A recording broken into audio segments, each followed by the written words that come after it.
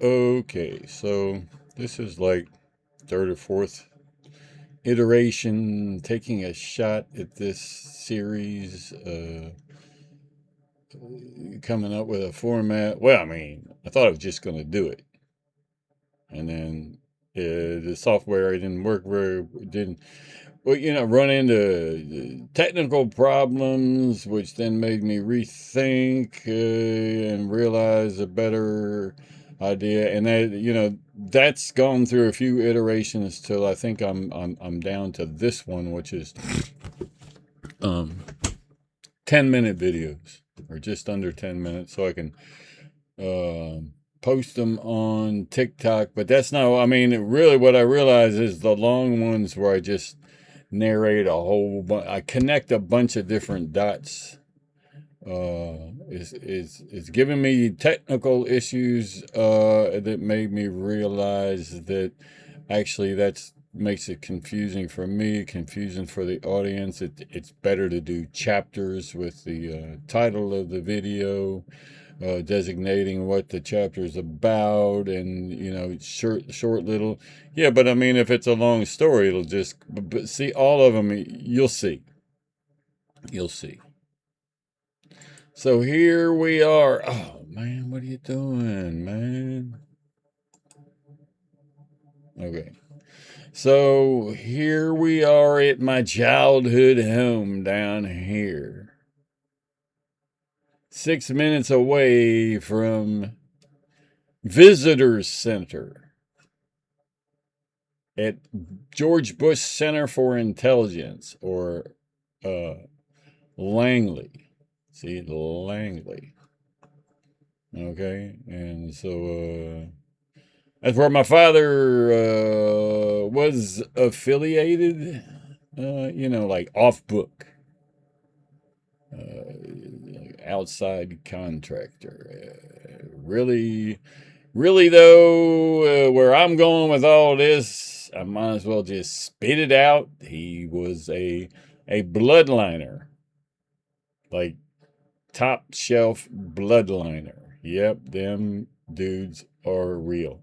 And so he wouldn't lower himself to being an employee. He would go in and out of the place any way he wanted, and all kind of stuff that he could do. Uh, and just being born who he is. And then he put us in like a program. We were like born. We were conceived and born as government assets. Little royal government assets, under contract through CIA and their bloodlines to use us as a cult experiment. We were born on specific dates, conceived on in ritual, conceived in rituals, rites, like spirits, spy rites, like spiritual spy ritual. I mean, it all goes back to the royal. In America, we don't understand these things the way Europe, many just do, because they're from royal backgrounds themselves, or, no history in Europe where, the intelligence game has been going on since the dawn of civilization, because, kings and kings' sons want to kill their fathers and take their kingdoms, and their brothers want to kill them to take it from them, and their rivals want to take it, and their knights want, everybody wants to, and they're all playing a game, and it's the spiritual spy ritual, spy rights.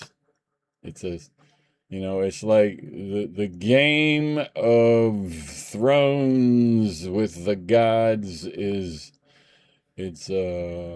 designed for the royals to get you to worship them and pay your taxes and go fight wars for, like to believe in a bunch of religion. They run a con on you.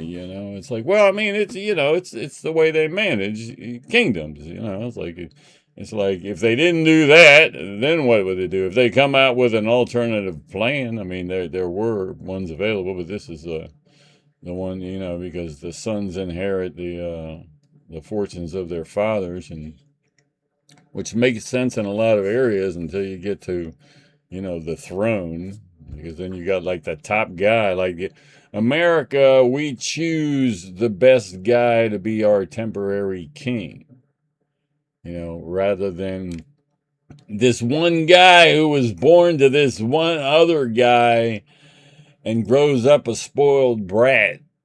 The prince, grows up a princeling, winds up with all the power, and all the people that actually know how to do things got to answer to this moron. Like the first king is like the guy, because um, he like conquers and unifies. He's the guy who puts together a kingdom out of he's just a guy, from whatever background he happens to come from.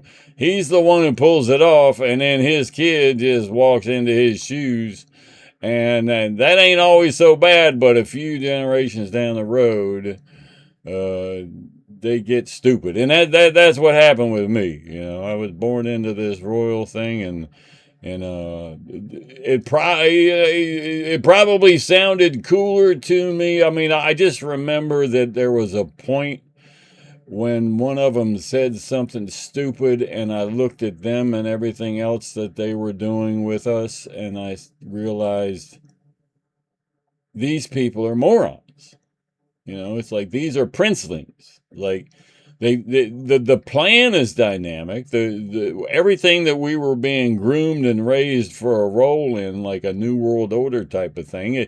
It was, like it was what it was. I was a little kid. I mean, it was bigger than life, and it was like, whoa, dude. And then I'm like, I got old enough to take the world a little bit seriously, and I was like, these people can't do these people. I mean, they're following in footsteps. They're following a manifest destiny. They're following orders given by people that died centuries ago. They're following a script. They're following money. And they think a great deal of themselves, and so much that they don't have to do anything because they're the special people. And it's like, yeah, but people that don't do anything, don't know how to do anything, and you people are gonna you got this great big master plan that's like, you guys, you're already screwed. It's like you're screwing it up because look at me. I'm like, got a lead role in the whole thing, and I'm looking at you going, yeah, okay, I don't think we're gonna go I'm not going the way you want. So anyhow. But this is where it all started out. What is it? 6 minutes, 2.5 miles from headquarters. And that's where it all... Well, actually, it started in Verdun, France. And I was born on February 3rd, 1959. The day the music died. Look it up. On that same day.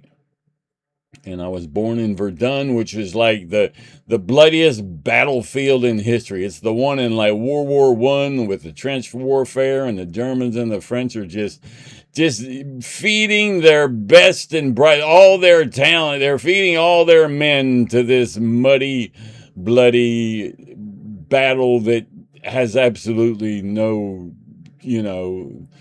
it's ridiculous. And